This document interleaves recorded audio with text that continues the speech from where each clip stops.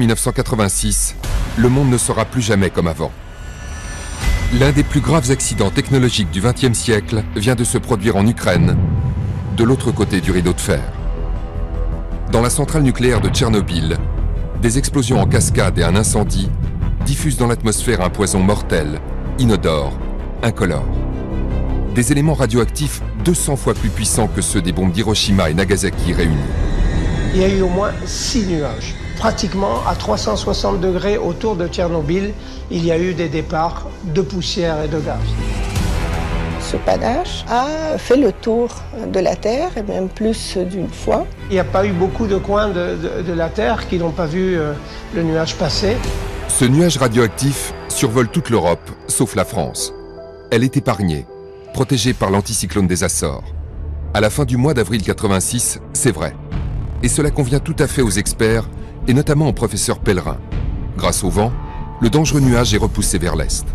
Mais les conditions météo changent début mai, et personne n'en fait état. Il s'agit d'une radioactivité qui ne présente aucun inconvénient sur le plan de la santé publique. Pendant quelque temps, on se dit, mais enfin, s'il y avait eu un problème, il nous l'aurait dit. En tout cas, on est naïf. On disait toujours, tout va bien, ne vous en faites pas. Et pourtant, c'est un énorme mensonge. Le gouvernement veut protéger l'industrie nucléaire aux dépens de la santé des Français. Ni le professeur Pellerin, dont c'est la mission au sein du SCPRI, le service central de protection contre les rayonnements ionisants, ni les ministres ne prennent de décision pour mettre à l'abri la population et éviter une contamination radioactive. Le problème de la radioactivité, c'est qu'on la sent pas, on la détecte pas. Le SCPRI et bien d'autres savaient que le nuage était passé. Et personne n'a levé le petit doigt. Sur cette affaire-là, on peut dire que la raison d'État, oui, l'a emporté sur tout le reste. Dans toutes les familles, il y avait des malades. Là, j'ai vu la lâcheté et l'irresponsabilité du personnel politique. Le nuage radioactif a tout contaminé sur son passage. Des centaines de milliers de personnes dans le monde en seront victimes. Nous irons à la rencontre des témoins de cette époque, des citoyens comme vous et moi, des ingénieurs, des scientifiques, des journalistes, pour essayer d'y voir plus clair sur un dossier stratégique toujours aussi compliqué, parfois top secret. Et pour nous guider face à ce mensonge d'État, Fabrice d'Almeida, historien spécialiste du monde contemporain. Avec lui, nous répondrons à cette question. Comment et pourquoi l'État français a-t-il caché la vérité quant aux retombées de Tchernobyl en France ?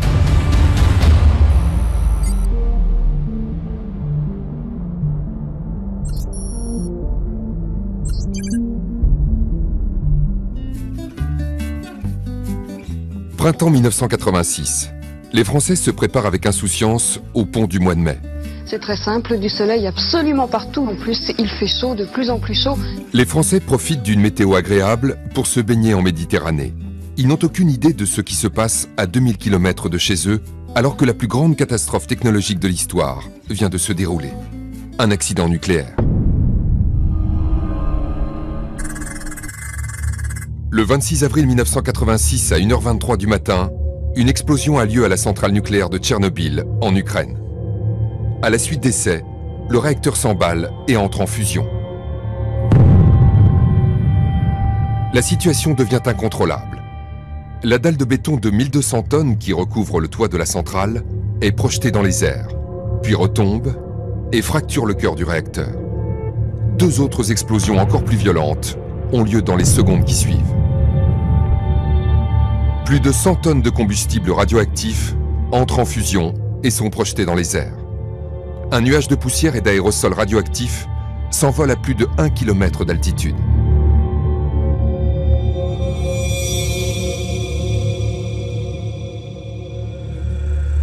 À Tchernobyl, l'accident du réacteur vient d'avoir lieu. Le directeur est absent, mais il est rapidement alerté de la situation. La radioactivité est tellement forte qu'aucun appareil ne peut la mesurer. La confusion est extrême. Le manque d'informations ahurissant. Tout le monde est dépassé. Le responsable de la centrale ne peut donner de chiffres précis à ses supérieurs. Il ment donc à sa hiérarchie quant à la gravité de l'accident et rassure le Kremlin. C'est le premier d'une longue série de mensonges et d'erreurs de la part des soviétiques. Ils vont dissimuler la vérité à leur population tout en sachant que la situation est hors de contrôle. Quand ça arrive, les soviétiques eux-mêmes sont à la pêche aux informations depuis Moscou. Là-bas, je crois que la confusion était totale.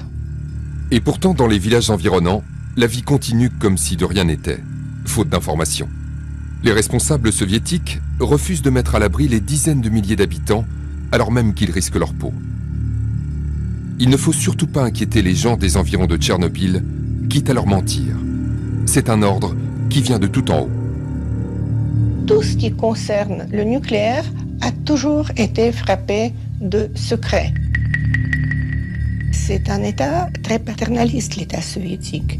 Et il faut que le parti, comme un bon père de famille, soit aux commandes et qu'il gère. Et donc, il a fallu montrer que, oui, il s'est produit un accident, mais nous gérons. Tout va bien. Pour éviter une autre explosion, les soviétiques sollicitent en urgence des ouvriers, des jeunes conscrits, des pompiers pour éteindre l'incendie. Ils s'acharnent à nettoyer le graphite brûlant sur le toit du réacteur avec des protections inadaptées. Quelques secondes contre plusieurs mois de service militaire. Quelques secondes pour la patrie. Quelques secondes pour une mort dans de terribles souffrances ou une vie sacrifiée. Les communistes envoyaient à la mort des centaines de volontaires qui ne savaient pas ce que c'était que la radioactivité et qui sont allés dans des zones où le simple fait d'être sur place pendant quelques dizaines de secondes équivalait à signer un bon pour avoir un cancer. Ce n'est que 30 heures après l'explosion que la population est évacuée. Plus de 1200 bus sont réquisitionnés. Près de 50 000 personnes quittent leur domicile pour des raisons un peu vagues, au dire des autorités. On sait maintenant qu'il y a eu des discussions virulentes au plus haut niveau sur la question de l'évacuation. On a dit littéralement qu'à cause de la situation radiologique défavorable, on évacuait la population pour 2-3 jours, ce qui était sûrement un mensonge délibéré. Il n'y avait même pas d'instrument capable de mesurer cette radioactivité-là. En 1986, on est encore en pleine guerre froide. L'Europe, il faut s'en souvenir, est divisée par le rideau de fer. On ne sait pas ce qui se passe en Europe de l'Est et l'URSS est la plus grande puissance nucléaire du bloc soviétique. Donc pour elle, il ne faut pas montrer le moindre signe de faiblesse, il ne faut pas que des informations filtrent qui pourraient éventuellement d'ailleurs être utiles à l'Ouest pour des opérations de déstabilisation ou d'influence. À l'Ouest, personne n'imagine ce qui se passe derrière le rideau de fer. À l'époque, il n'y a pas d'internet ni de réseaux sociaux, pas de téléphone portable. Les Français n'ont aucune idée de la catastrophe qui se déroule à 3 heures d'avion de chez eux. Aucune information ne filtre. Seuls les Suédois commencent à se douter de quelque chose. Ils décèlent une radioactivité inhabituelle et commencent à s'inquiéter. Après investigation, les Suédois réalisent que le nuage vient du RSS et interrogent leurs voisins soviétiques. Nous sommes le 29 avril 1986, 3 jours après l'explosion. Les Occidentaux entendent pour la première fois parler de la catastrophe nucléaire de Tchernobyl. Madame, monsieur, bonsoir. Accident dans une centrale nucléaire soviétique. À 19h17, l'agence soviétique TASS annonçait un accident en Ukraine dans une centrale nucléaire. La centrale de Tchernobyl en Ukraine, au nord de Kiev, des taux de radioactivité anormalement élevés. L'agence TASS, qui a annoncé exceptionnellement la nouvelle, n'a précisé ni la date, ni les conséquences de cet accident. On sait seulement qu'il y a des victimes. Les premières informations qui arrivent à l'Ouest sont extrêmement sommaires et rassurantes, en complet décalage avec la situation catastrophique. La communication est pilotée depuis Moscou. Boris Eltsine, membre du Politburo, et Mikhail Gorbatchev, secrétaire général du PC, font des déclarations pour rassurer Reagan et les dirigeants européens. Succession de mensonges éhontés. La catastrophe, d'après M. Gorbatchev, s'est passée le 25 avril. Aujourd'hui, tout serait maîtrisé et il n'y aurait pas eu de mesures spéciales d'entreprise pour protéger la population. M. Mikhail Gorbatchev est entré en contact avec le président Reagan, mais l'URSS a refusé toutes les offres d'assistance et affirme que la situation radioactive est maintenant stabilisée. Faux. L'incendie n'est pas maîtrisé. La population a été évacuée et la contamination s'étend à chaque instant. Toutes les informations du Kremlin sont tronquées. Les journalistes se font berner. Impossible pour eux de vérifier les faits in situ à cause du rideau de fer. Au même moment, le nuage de Tchernobyl avance au gré des vents. Et avec lui, le césium-137 et l'iode-131. Deux produits radioactifs issus de la fission de l'uranium qui contaminent à des degrés divers tout sur son passage. Les plantes, les sols, les cours d'eau. Les animaux sont contaminés, les hommes aussi. Après la Scandinavie, où il est détecté le 28 avril, le nuage redescend vers le reste de l'Europe, et notamment l'Allemagne, l'Autriche et le nord de l'Italie. À partir du 30 avril, Moscou commence à se rendre compte de l'ampleur de la catastrophe et interrompt toutes les liaisons satellites pour les télévisions occidentales. Toutes les liaisons satellites sont interrompues au moins jusqu'au 2 mai. Pas d'images, pas de reportages, pas de témoignages. Toujours rien de précis sur le nombre des victimes et la progression de la catastrophe. Je pense qu'on a du mal, 30 ans plus tard, en tant que journaliste, à se rendre compte de ce qu'est, à l'époque, la totale pauvreté de l'information. Il n'y a pas les téléphones portables à l'époque, il n'y a pas les télévisions par satellite. Maintenant, avec les réseaux sociaux, avec Internet, on a quand même beaucoup plus accès à différentes sources d'informations, mais ce n'était pas le cas en 86. Gorbatchev empêche aussi les Occidentaux de se rendre à Tchernobyl et refuse l'aide américaine et européenne. Pour le Kremlin, il est trop dangereux de faire venir des étrangers sur place, non pas à cause de la radioactivité, mais du secret. Les Occidentaux se rendraient compte immédiatement de l'énormité de la catastrophe. Les dirigeants soviétiques ne sont pas les seuls à masquer la vérité. La France joue à cache-cache avec le fameux nuage radioactif. Où est-il, d'abord, et où va-t-il? Tout dépend des vents. Le nuage est en train de partir en direction de la Sibérie. Donc, en aucun cas, ça se dirigerait vers la France. Faux. Le nuage va atteindre la France. Mais les experts et le gouvernement choisissent de retenir la météo la plus clémente pour rassurer les Français et éviter un vent de panique. Le tout nouveau gouvernement peut donc vaquer à ses occupations tranquillement. Les premiers articles sur Tchernobyl sont publiés le 29 avril 1986, 3 jours après l'explosion. Des papiers pleins de contre-vérités, car les journalistes ont du mal à obtenir des informations auprès des soviétiques, mais aussi auprès du gouvernement français. En cette fin avril, aucun communiqué n'est diffusé. C'est le début de la cohabitation. Chirac et Mitterrand ont d'autres priorités que Tchernobyl. C'est le premier gouvernement de cohabitation de l'histoire de la Ve République. C'est un fait inédit. C'est-à-dire, d'un côté, il y a le président de la République, François Mitterrand, de l'autre, le Premier ministre Jacques Chirac. Ils ne se connaissent pas vraiment, ils n'ont pas encore commencé à travailler ensemble. À l'époque, il faut s'en souvenir, il y a peu de conseillers en communication. Il n'y a pas ce qu'on appelle aujourd'hui les spin doctors. Donc ça fait que dans cette période où le pouvoir s'installe, où il change, il n'y a pas de spécialistes pour la communication. Et donc, ça va pousser encore plus les experts à être sous les feux de la rampe et à passer donc dans les médias. Sur les plateaux de télévision, on invite donc les spécialistes. Ils sont une poignée, tous de fervents défenseurs du nucléaire, des purs produits de la nucléocratie française. Leur premier réflexe est de rassurer la population, même s'ils n'ont aucune information précise sur ce qui s'est déroulé dans la centrale de Tchernobyl. Ces spécialistes font des déclarations à l'emporte-pièce. De toute façon, selon eux, aucun danger, la radioactivité s'est diluée dans l'air.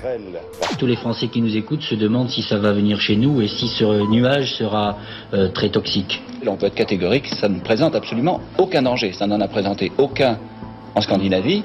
Et plus le temps passe, plus ça se disperse et ça devient totalement insignifiant. Je ne crois pas que les conséquences puissent être sensibles sur le plan de la santé des populations.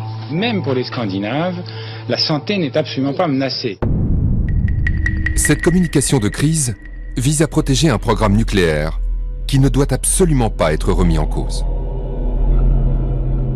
Dans les années 80, on est en plein développement du nucléaire en France. Il y avait une croyance en France qu'il n'y aurait pas d'accident.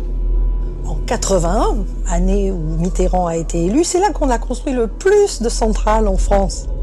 Et donc, le fait qu'une centrale explose et que la radioactivité émise par cette centrale qui était à 2000 km vienne polluer notre environnement en France, c'était un événement absolument considérable et non maîtrisable. Donc dans un premier temps, ils ont essayé de nier l'affaire, puis de la minimiser. L'homme qui joue le rôle principal dans la stratégie de réassurance de la population, c'est lui, le professeur Pellerin. Il dirige le SCPRI, le Service central de protection contre les rayonnements ionisants. Un organisme dont la mission est de surveiller la radioactivité dans l'environnement et dans les produits de consommation. On a fait tellement de catastrophisme sur le plan du nucléaire qu'on risque de déclencher des paniques. Si le professeur Pellerin avait donné l'alerte, la situation aurait été tout à fait différente. Il aurait pu prendre des décisions sanitaires pour protéger les Français, mais il ne l'a pas fait, alors même qu'un nuage radioactif chargé de dizaines de radioéléments contamine tous les pays qu'il survole. Il s'agit d'une radioactivité qui est notable, qui est mesurable, mais qui ne présente aucun inconvénient sur le plan de la santé publique. Le professeur Pellerin était persuadé qu'on allait s'engouffrer dans cet accident pour remettre en cause le nucléaire en France. Et lui, il s'était donné pour charge de le développer. Pour lui, c'était une obsession. Il fallait cacher tout ça, tout ce qui pouvait nuire à l'image du nucléaire. Ça ne menace personne actuellement, sauf peut-être dans le voisinage immédiat de l'usine. Et encore, c'est surtout dans l'usine que je pense que les Russes ont admis qu'il y avait des personnes lésées. Pellerin est médecin et s'improvise expert météo. Pour lui, le nuage est inoffensif. Son avis est tranché et définitif. Le jour même de cette intervention sur le plateau de TF1, le dangereux nuage radioactif survole pourtant l'Hexagone. Ses champs, ses écoles, ses bacs à sable. Mais aucun expert ne l'avoue. Cette information est cachée. La France, c'est un grand pays du nucléaire. C'est le pays de Madame Curie, c'est le pays de Becquerel. C'est un pays où on a décidé d'établir un gigantesque complexe nucléaire qui soit à la fois civil, pour fournir de l'énergie, et militaire pour garantir l'indépendance et la grandeur du pays. Et donc ce complexe joue aussi le rôle un peu de lobby. Il essaye de convaincre toute l'opinion que le nucléaire, c'est quelque chose de propre, de sûr, quelque chose de fiable et qui n'est pas dangereux pour la santé. Mais est-ce que c'est si vrai que ça? Toutes les centrales nucléaires sont dangereuses, surtout quand elles explosent, comme celle de Tchernobyl. Elles libèrent dans l'atmosphère des gaz et des poussières très nocifs pour la santé. Les masses d'air contaminées qui ont atteint la France contenaient une vingtaine d'éléments radioactifs. Césium-137, césium-134 qui sont des métaux, l'iode-131 qui est un gaz. Toutes ces substances radioactives, les gens vont les inhaler et les gens vont ensuite consommer des aliments qui sont contaminés par ces substances qui se sont déposées sur les sols et donc qui ont contaminé la chaîne alimentaire. Donc ça va passer dans le sang très rapidement et donc ça va aller charger des organes différents. Le césium va aller dans les muscles, il y en a d'autres qui vont dans les os comme le plutonium ou le foie. Le cœur, les intestins, la tête, les glandes sont aussi touchées par les radionucléides. Mais l'organe qui est le plus sensible à l'iode-131 est la thyroïde. Le problème pour l'iode, c'est qu'il se fixe au niveau de la thyroïde. Dans les 10 minutes, c'est dans le sang. Et au bout d'un quart d'heure, ça commence à arriver à la thyroïde. Au bout de 6 heures, tout ce que vous avez dans le sang est dans la thyroïde. C'est pour ça qu'on dit qu'il faut donner des pastilles d'iode pour saturer la thyroïde, afin que lorsqu'arrivent les produits radioactifs, il n'y a plus de place.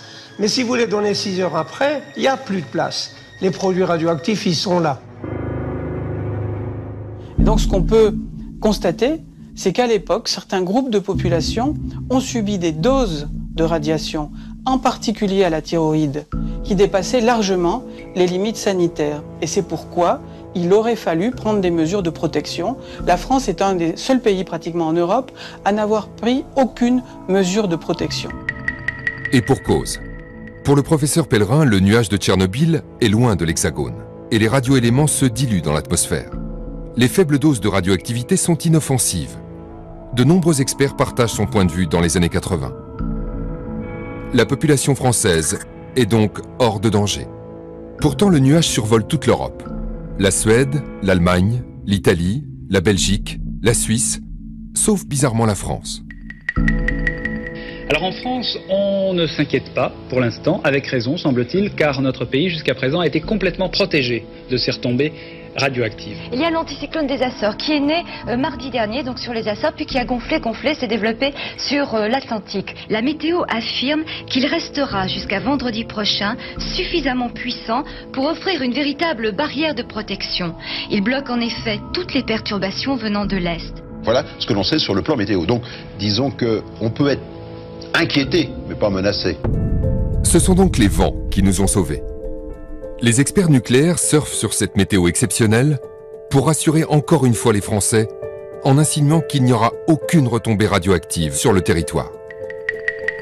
Cette fameuse phrase sur le nuage qui s'est arrêté à la frontière française, ce n'était pas Pellerin qui l'a prononcée, même cette phrase exacte n'a jamais été prononcée. Mais tout le monde l'a laissé entendre. Alors si ça va venir chez nous, ça je crois qu'il faudrait demander aux spécialistes de la météo, mais par contre la toxicité, là on peut être catégorique, ça ne présente absolument aucun danger. Tout ça dépend de la météo, après des vents. Je ne pense pas que ça puisse aller à une échelle supérieure à quelques dizaines de kilomètres aux alentours de la centrale. En clair, les experts du nucléaire enfument tout le monde. Le français moyen, comme les journalistes. Ce qui ne nous aide pas, c'est de ne pas savoir très exactement où circule le nuage, où circulent ces éléments radioactifs. Si je peux faire une comparaison avec Fukushima, vous aviez une description des vents juste après les débuts de la catastrophe et vous la trouviez sur Internet. En 86, quand vous voulez savoir ce qui se passe pour le nuage, eh bien, vous avez intérêt à avoir des bons copains à la météo qui vous décryptent les images satellites. Pendant 10 jours, la vérité est cachée. Tout le monde pense que l'Hexagone est épargné par le nuage. Les Français sont donc sereins. Pourtant, le nuage radioactif atteint notre territoire le 29 avril 1986, soit 3 jours après la catastrophe. Le danger est là, au-dessus de nos têtes. L'Est et le Sud-Est de la France sont touchés en premier. Puis le nuage remonte au nord par la vallée du Rhône. Un peu partout sur le territoire, les détecteurs de radioactivité des centrales nucléaires sonnent. Ils décèlent des radioéléments dans l'atmosphère, à Cruas, à Fessenheim, à Saclay, partout, sauf en Bretagne. Les Corses sont les moins chanceux. Il pleut et le nuage radioactif stagne au-dessus de l'île de Beauté pendant plusieurs jours. À Ajaccio, le radiamètre de la caserne des pompiers sonne. C'est Christian Garrido qui est responsable de la garde à ce moment-là. J'ai le souvenir qu'un des appareils que nous avions disposé dans la caserne pour mesurer la radioactivité de l'air, donc s'est mis en œuvre dans la fin d'après-midi. Et puis ce jour-là, il y avait quand même une atmosphère un peu particulière puisque il y avait ces masses nuageuses, cet air humide, cette ambiance qui a fait un petit peu accroître notre inquiétude. Et on s'est dit, là, il y a véritablement un problème sérieux. J'ai alerté mes supérieurs hiérarchiques, notamment le chef de centre, et qui m'a demandé de faire une main courante auprès des services préfectoraux. Et il y a eu à nouveau des sonneries le jour d'après, le 3. Et donc dans la semaine ou les 10 jours suivants, je veux dire, l'appareil a été enlevé et on ne l'a plus retrouvé, quoi. On en a conclu qu'on avait mis un petit peu le pied où il ne fallait pas le mettre. Et puis bien plus tard, on essayait d'aller voir si on avait trace de notre signalement. Et curieusement, la page de réception de cette alerte avait été arrachée. À plus de 1000 km d'Ajaccio, le scénario se reproduit à Saclay, au commissariat à l'énergie atomique.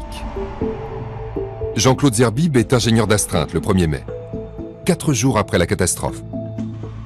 Vers 9h30, 10h, on a eu les premières anomalies sur le site. Donc on a assez rapidement mesuré les filtres de l'installation et on a découvert tout un bouquet de produits radioactifs. Donc on a compris que ce n'était pas de l'intérieur, mais ça venait de l'extérieur. Donc on a prélevé tous ces filtres qui étaient dans l'installation et tout de suite autour. On a vu que la contamination était généralisée. Rapidement, Jean-Claude Zerbib contacte ses collègues dans d'autres laboratoires du CEA, à Fontenay-aux-Roses ou à Cadarache, près d'Aix-en-Provence. Là-bas aussi, la contamination est détectée. Nous avons demandé à mesurer des salades, des carottes, de l'eau. Et on a vu qu'on trouvait le bouquet de produits radioactifs partout, dans les produits de consommation, dans l'herbe et dans l'eau. En France, au tout début du mois de mai, des dizaines de personnes savent que le nuage radioactif est au-dessus de l'Hexagone et qu'il contamine tout. Des ingénieurs, des chercheurs, des militaires ou des techniciens. Mais personne n'ose s'exprimer. Le pouvoir verrouille la communication. Ce nuage a été détecté partout en France parce que toutes les centrales ont des détecteurs, tous les centres de recherche ont des détecteurs. Donc les informations, elles existent quelque part. Tout le problème est que ceux qui les ont aient la permission de les donner. La problématique était telle que, on demandait le silence. Voilà.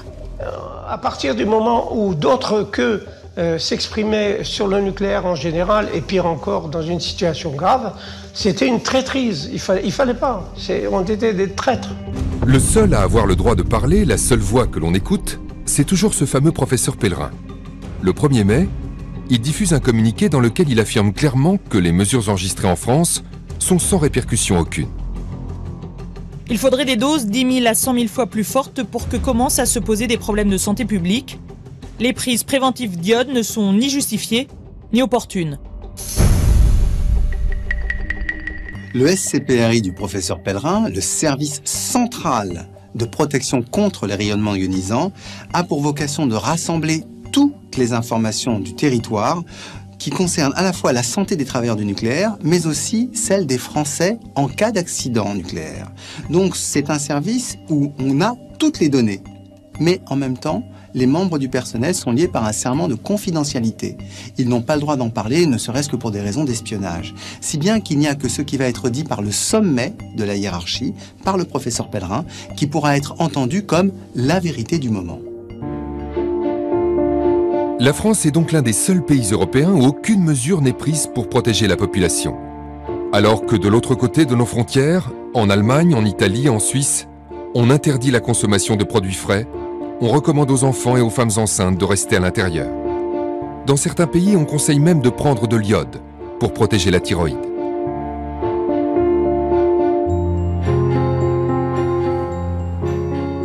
Dans l'insouciance générale, certains commencent à douter. Les fauconniers habitent en Balagne, à une encablure de Calvi.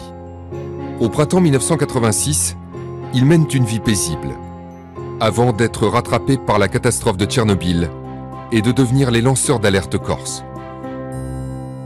Le risque nucléaire, c'était pas quelque chose qui nous avait tracassés. Ici, on est quasiment à 2000 km de Tchernobyl. On ne se faisait pas de soucis, surtout qu'après, il y avait eu dans la presse des propos très rassurants. Des propos très rassurants que ne partagent pas leurs amis, qui rentrent d'Italie. Quand il revient, ils nous disent « Mais qu'est-ce que vous avez fait pour les enfants ?» On dit « Mais à quel propos ?» Rien de particulier. Il dit « Mais en Italie, on n'a pas le droit de manger des salades.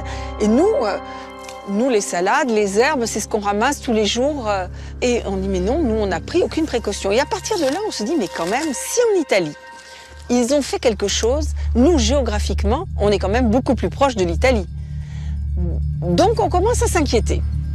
Dans son exploitation, Marie-Antoinette constate un changement brutal.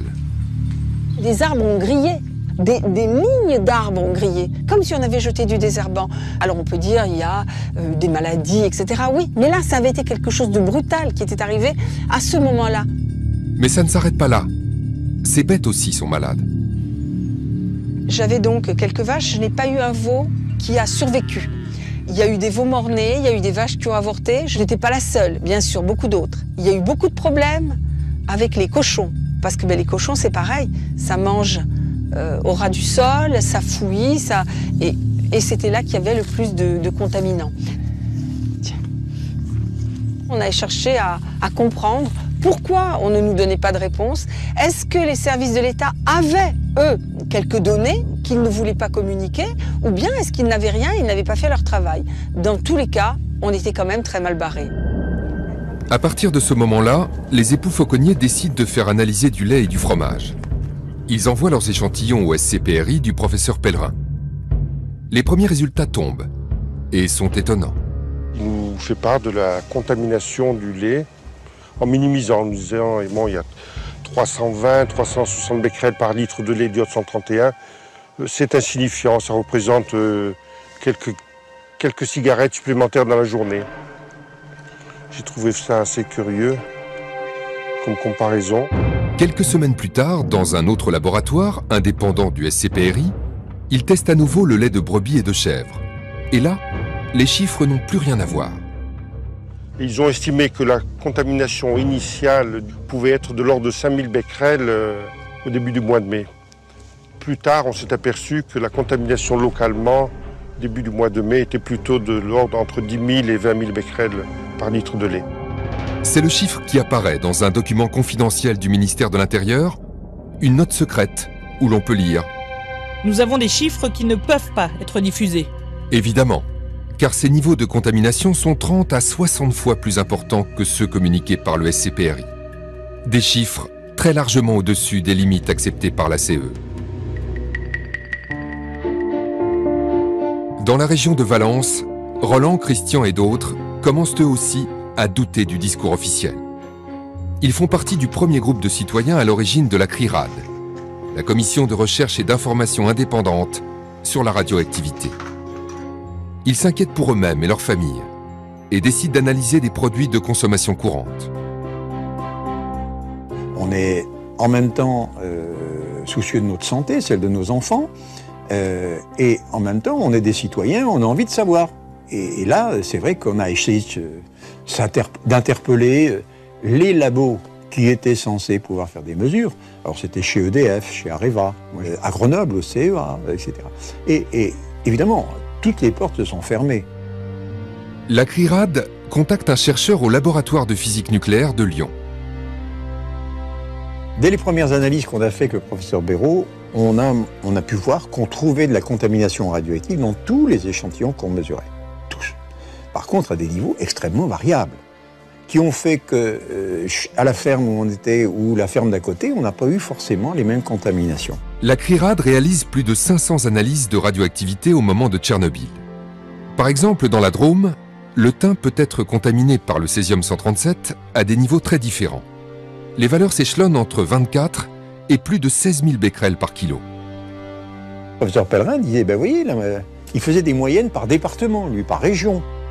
Et vous voyez, la moyenne est inférieure. Donc, tout va bien. Tout va bien, mais tout est faux.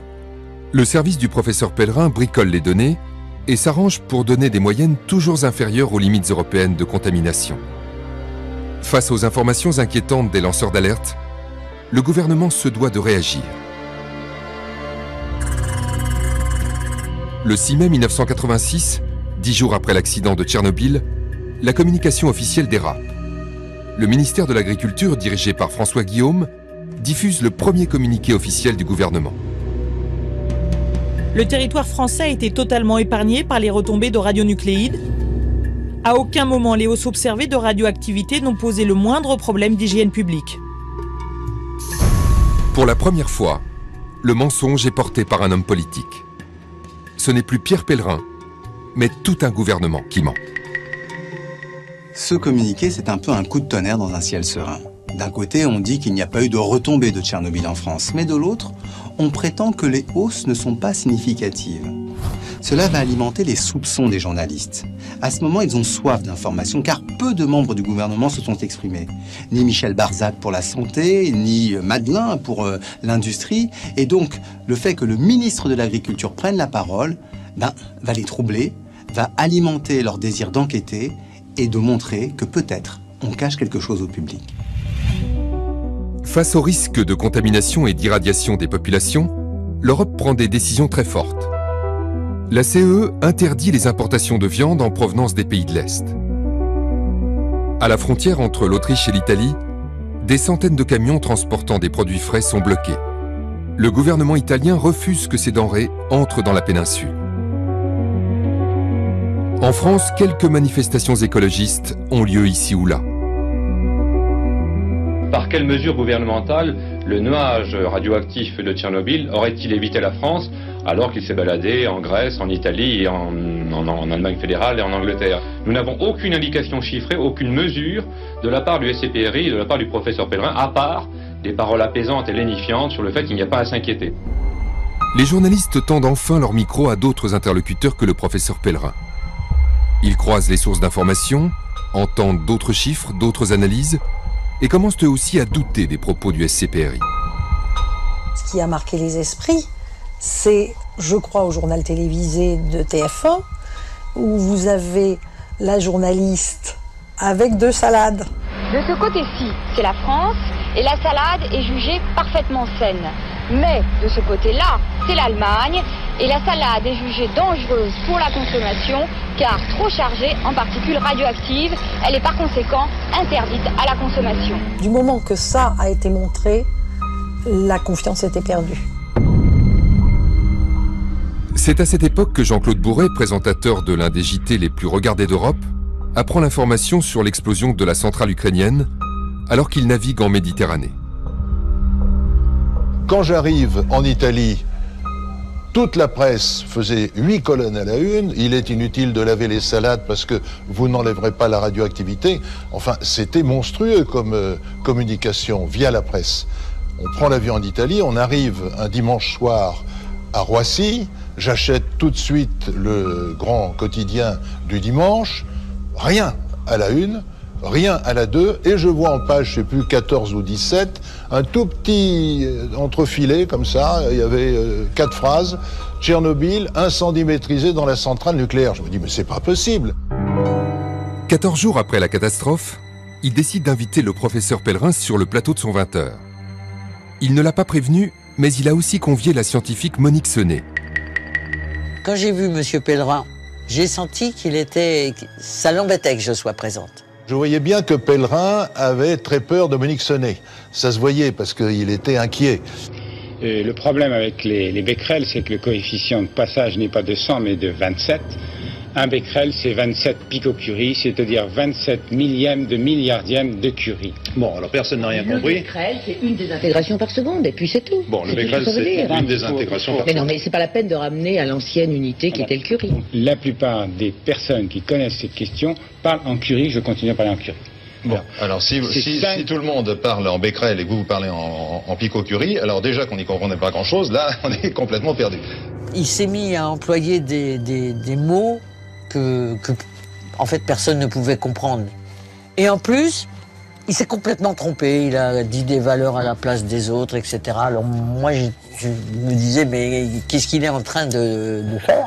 Monsieur Pellerin, vous avez une conception de l'information qui est totalement différente de la mienne. Moi, je pense personnellement qu'on ne panique jamais les gens à leur dire la vérité et à leur expliquer exactement, même en disant que c'est une désintégration par seconde, des choses comme ça, en leur expliquant exactement. Si vous ne le faites pas, votre crédibilité sera morte et celle de vos techniciens, ce qui est plus grave. C'est là qu'il nous a révélé que le nuage avait bien traversé la France, qu'il y avait des taux de radioactivité 400 fois supérieurs à la normale, mais que 400 fois 0, ça faisait 0. Donc les gens ne comprenaient pas. Alors il y a un nuage, mais c'est 0. Je crois qu'ils ne savaient plus très bien comment se sauver. En France, nous sommes montés là à 400 dans certains points. 400 fois supérieur à la radioactivité. À ce que nous avions avant. Ouais. C'est les chiffres qu'on découvre aujourd'hui. Voilà. En fait, les cartes qu'il avait amenées étaient des cartes de moyenne. Il s'est appuyé là-dessus. Et il n'a pas voulu entendre le fait qu'il y avait eu de la pluie et qu'éventuellement, c'était pas du tout comme ça. Il a perdu toute crédibilité cette fois-là et le gouvernement a perdu aussi sa crédibilité. Et ça, c'est ça qui est très dommage. Après l'aveu de Pellerin devant 8 millions de Français, la presse crie au scandale. Si Libération titre « Mensonge radioactif », c'est qu'on était dans le mensonge. Donc là, enfin, il était admis tout simplement qu'il y avait quelque chose. Déjà admettre qu'il y avait quelque chose.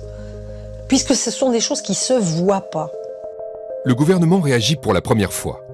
Une cellule de crise est mise en place avec à sa tête Alain Madelin, le ministre de l'Industrie chargé du dossier du nucléaire. Il dirige la communication et s'exprime largement dans les médias. Personne ne peut dire qu'à un moment donné, la sécurité des Français était menacée. C'est pas vrai. Il n'y a pas une maillon faible dans la sécurité des Français, il y a eu un maillon faible dans la procédure de communication. Alain Madelin ment quand il assure qu'on a protégé les Français. En revanche, il a raison quand il évoque un problème de communication. 18 jours après l'explosion de Tchernobyl, quand Alain Madelin prend la parole, il dit qu'il n'y a pas eu de mensonge, qu'il n'y a pas eu de dissimulation, simplement une erreur de communication. Donc d'une certaine manière, il déplace le problème. Ce n'est pas une question nucléaire, c'est une question de propagande. Et là, cette notion me paraît importante, parce que des personnalités comme Alain Madelin sont quand même restées dans l'idée qu'ils n'ont pas démérité, que le gouvernement n'a pas grand-chose à se reprocher, qu'au fond, on pourrait dire qu'il ne s'est rien passé en France en avril 1986. Cette position n'est pas du tout partagée par les lanceurs d'alerte. Dans la Drôme et l'Ardèche, la CRIRAD, la Commission de recherche et d'information indépendante sur la radioactivité, s'est constituée pour prouver le contraire et démontrer qu'il y a bien eu une contamination en France à la suite de l'explosion de Tchernobyl. Depuis 3 décennies, Roland et Christian réalisent un peu partout dans l'Hexagone des prélèvements de sol, de plantes, d'eau. Aujourd'hui, ils retournent chez ces éleveurs à la retraite. Bonjour. En 1986, leur lait était radioactif. J'ai retrouvé un échantillon qui vient de chez toi. C'est une activité en césium-137 de 134 becquerels. C'est pas énorme, mais c'était déjà presque 9 mois après l'accident. Et ça veut dire qu'au printemps, il y en avait évidemment beaucoup plus. À l'époque, les agriculteurs ont pris une décision courageuse. Ils ont décidé de ne pas vendre leur lait car ils le savaient dangereux. Mais rien ne les y obligeait. Le gouvernement, en 86, n'a pris aucune décision pour interdire la commercialisation de produits frais contaminés. Avant de quitter l'exploitation, Roland et Christian se dirigent vers le potager pour prélever des légumes et constater que la radioactivité est toujours là. On n'est pas revenu à un niveau antérieur à Tchernobyl, ça c'est certain. Le césium-137 qui est déposé n'est plus a priori à la surface, mais comme il a une demi-vie de 30 ans, il n'a diminué que de moitié, lui. Alors, certaines espèces vont les garder plus longtemps, certains sols vont les garder plus longtemps, mais on n'est pas revenu au zéro. Mais ailleurs en France, la situation est beaucoup plus grave. Dans certaines zones très spécifiques du parc national du Mercantour, par exemple, il existe des endroits que les scientifiques appellent « taches de léopard », où la contamination est extrême. Alors, sur ces sols du Mercantour, là, on a des niveaux de contamination qui sont vraiment extrêmement élevés. On est à plus de 100 000 becquerels par kilo sur des points d'accumulation très particuliers. C'est-à-dire que quand les masses d'air contaminées de Tchernobyl ont survolé certains secteurs des Alpes et qu'il neigeait, la neige a entraîné les particules radioactives qui ensuite se sont redispersées en fonction du vent et ont donné des amas de neige. Et à la fonte des neiges, ce césium s'est ensuite accumulé dans des zones très particulières. Et là, on a des sols qui sont contaminés à un niveau tel qu'on peut vraiment parler de déchets radioactifs. Encore aujourd'hui, 30 ans après la catastrophe de Tchernobyl. Des données qui sont confirmées aujourd'hui par l'IRSN, l'Institut de radioprotection et de sûreté du nucléaire, l'organisme qui a succédé au SCPRI du professeur Pellerin. Des chiffres qui montrent que le professeur Pellerin a menti sur le plateau de TF1 en 1986. Comme le confirme Philippe Renaud, expert en radioactivité environnementale à l'IRSN. On s'est aperçu qu'il y avait une méconnaissance de ces dépôts radioactifs, une méconnaissance qu'il a fallu une grosse quinzaine d'années pour combler. Et donc on a commencé à penser qu'effectivement les cartes officielles de l'époque étaient fausses. Si on prend l'exemple de l'Est de la France, le SCPRI annonçait finalement une vingtaine de becquerels par mètre carré pour le césium-137. Nous, ce que nous avons mesuré sur la région Alsace, par exemple, c'est une moyenne de 7000 becquerels par mètre carré, c'est-à-dire au moins 300 fois plus, avec des zones de la Corse à l'Alsace où on a même des niveaux de 30 000 becquerels par mètre carré en césium-137. Un niveau extrêmement fort qui s'est avéré dangereux pour les populations rurales de l'Est, du Sud-Est et de la Corse.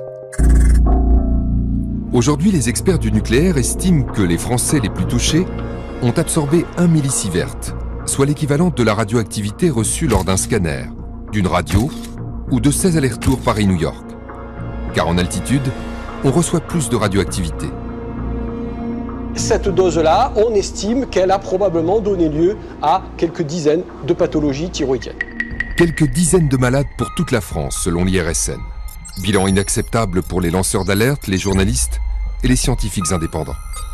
La radioactivité, même à faible dose, a des effets. Tous ceux qui ont fait le suivi des populations ont constaté qu'il y avait non seulement des cancers, mais il y avait toutes sortes de maladies qui se développaient et de façon massive. Et moi, j'ai eu les scientifiques qui travaillaient sur ce dossier qui m'ont dit « on a eu des pressions terribles, je suis obligé d'arrêter ». Sur le terrain, Denis Fauconnier a constaté que le nombre de malades liés à Tchernobyl était beaucoup plus important que les chiffres officiels. J'ai constaté dans ma clientèle des thyroïdites, des goitres déstabilisés, les leucémies, les thyroïdites de Hashimoto et les pathologies chez des enfants qui ont été irradiés à l'état de fœtus. Et là, en Corse, dans notre secteur, tous ces indicateurs sont au rouge. Avant Tchernobyl, les gens n'avaient pas ces problèmes de thyroïde. Après Tchernobyl, ça a pris la quasi-totalité de la pathologie. Et dans toutes les familles, il y en avait. En Corse, selon une étude scientifique italienne, près de 30% des hommes ont un surrisque de cancer de la thyroïde. Pour les autres pathologies thyroïdiques, le surrisque est de près de 80% pour les hommes, 55% pour les femmes et plus de 60% pour les enfants. Laisser les gens être contaminés sans réagir, c'était intolérable pour nous. Hein. Il était vraiment possible de prendre des mesures de protection de la population, les pastilles d'iode par exemple, le retrait des étalages de certains produits les plus contaminés, et ça, il fallait le faire. Au début des années 2000, les malades créent des associations pour défendre leurs droits. Soutenues par la CRIRAD, plus de 600 personnes portent plainte contre X. C'est Marie-Odile Berthelat-Geoffroy qui instruit le dossier. C'était le but de l'instruction, de voir s'il y avait eu des dysfonctionnements, et effectivement, il y en avait eu. On a complètement caché la vérité aux Français. Impossible pour la juge de prouver le lien de causalité entre le passage du nuage et les maladies qui ont suivi. Elle met donc en examen pour tromperie aggravée un seul homme, le professeur Pellerin. Mais elle reste convaincue que le gouvernement était au courant. Concernant l'information des ministres, je n'ai pas trouvé de documents écrits, malgré toutes les perquisitions qu'on a faites. Monsieur Pellerin était ce qu'il était, mais ça n'est pas possible qu'un fonctionnaire prenne des décisions de cette importance sans en référer. C'est pas possible. En 2011, la Cour d'appel de Paris prononce un non-lieu. Une décision qui surprend la juge et les associations de victimes. Oh bon, j'ai trouvé que c'était pas juridique. Hein. Encore une fois, le parquet ne souhaitait pas de procès dans ce type de dossier. Sur cette affaire-là, on peut dire que la raison de l'État, oui, l'a emporté sur tout le reste. Ça s'est passé au plus haut niveau de l'État. Le professeur Pellerin, il a caché, c'est clair. Il a menti, c'est clair. Et personne ne s'est préoccupé de démentir ce qu'il disait. Personne. Et surtout pas les responsables politiques. Ça reste hypersensible. Oui. Bien sûr. Mais les intérêts sont tellement énormes. On est avec des centaines de milliards qui sont en jeu. Donc vous comprenez bien que là, on ne fait pas joujou. 30 ans après l'explosion de Tchernobyl, le dossier nucléaire reste hypersensible et opaque. Toute la vérité n'a pas éclaté. Tchernobyl, mensonge d'État, un mensonge pour protéger l'énergie nucléaire et pour protéger la puissance militaire française. Un mensonge patriotique en somme. Aujourd'hui, une épaisse chape de plomb recouvre le dossier Tchernobyl, à l'image du sarcophage de la centrale. Les preuves, les chiffres, les analyses sont systématiquement enterrées par un lobby puissant. Normal, puisque le nucléaire est une énergie essentielle dont personne ne peut se passer, malgré les risques qu'elle nous fait courir. Quand une explosion a lieu, les impacts écologiques et sanitaires sont dramatiques et s'étendent dans le monde entier pendant des siècles. 30 ans après la catastrophe, impossible donc de dresser un bilan fiable et objectif de l'accident et de connaître le nombre de victimes. Des centaines, des milliers ou des millions.